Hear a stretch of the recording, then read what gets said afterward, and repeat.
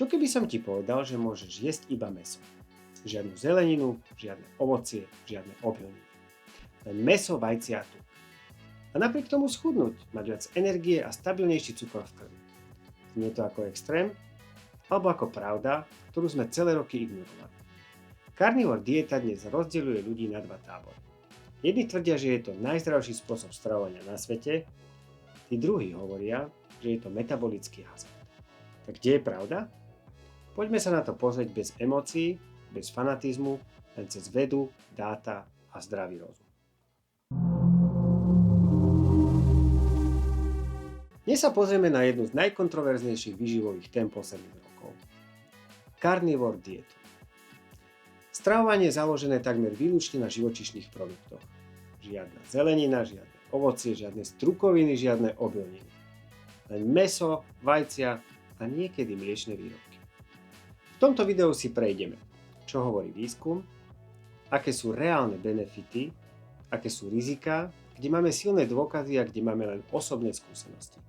A na konci ti poviem jasné, komu to môže dávať zmysel a komu pravdepodobne nie. Carnivore dieta je extrémna forma eliminačnej diety. Základ tvoria hovädzie mäso, bravčové mäso, hydina, ryby, vajcia. Niekedy maslo a tvrdé sýry. Vylúčujú sa všetky rastlinné potraviny. Niektoré verzie povoľujú kávu a korenie, najprísnejšia verzia povoľuje iba mäso, vodu a soľ. Zastancovia tvrdia, že človek je prirodzene mäsožravec. Rastliny obsahujú škodlivé látky, sacharidy spôsobujú metabolické ochorenia a zápal pochádza z rastlinnej stravy. To sú silné tvrdenia a otázka znie, podporujú ich kvalitné vedecké dôkazy? Tu musíme byť úprimní. Nemáme dlhodobé klinické štúdie, ktoré by sledovali carnivore dietu 10 alebo 20 rokov. Väčšina dát je krátkodobá. Alebo ide o pozorovania. Napríklad v roku 2021 bola publikovaná online štúdia s viac ako 2000 ľuďmi na carnivore diete. Účastníci uvádzali úbytok hmotnosti, viac energie, stabilnejší cukor, menej zápalových symptómov. To je zaujímavé. Ale bola to sebahodnotiaca štúdia, bez kontrolnej skupiny, bez dlhodobého sledovania. To znamená, je to zaujímavé, ale nie je to silný dôkaz. Carnivore dieta je veľmi sytá. Bielkoviny a tuky zasytia viac ako spracované sacharidy. Ľudia často jedia menej kalórií bez toho, aby ich počítali. A keď zjedia menej kalórií, schudnú. Zároveň pri nízkom príjme sacharidov klesá inzulín a telo efektívnejšie spaľuje tuk. Krátkodobo to funguje. Otázka je, či to každý dokáže držať roky. Pri minimálnom príjme sacharidov má telo menej výkyvov cukru. Pre ľudí s inzulínovou rezistenciou to môže byť výhoda. Ale je dôležité povedať, toto je efekt nízkosacharidového režimu. Nie špecifický efekt samotného mäsa. Carnivore odstraní veľké množstvo potravín naraz. Ak niekomu niečo v strave vadilo, môže sa cítiť lepšie. To však neznamená, že rastliny sú škodlivé pre všetkých. Znamená to, že konkrétnemu človeku niečo vadilo. Pre niektorých ľudí je jednoduchý systém výhodov. Bude to mäso, alebo nie. Žiadne komplikované pravidlá. Pre určitý typ osobnosti to môže fungovať.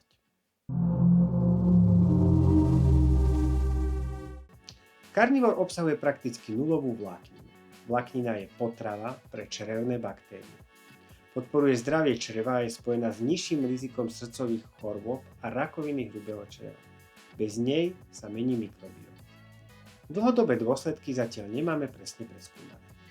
U mnohých ľudí na carnivore výrazne stúpa LDL cholesterol.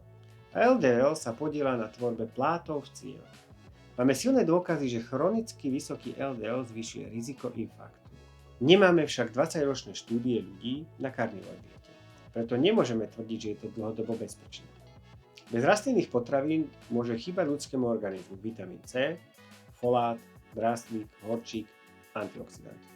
Áno, malé množstvo vitamínu C je v mäse, ale bežná tepelná úprava ho výrazne znižuje. Najdlhšie žijúce populácie na svete nekonzumujú výlučne mäso. Ich strava je prevažne rastlinná s primeraným množstvom živočíšnych produktov. To nám naznačuje, že extrém nemusí byť optimálny model.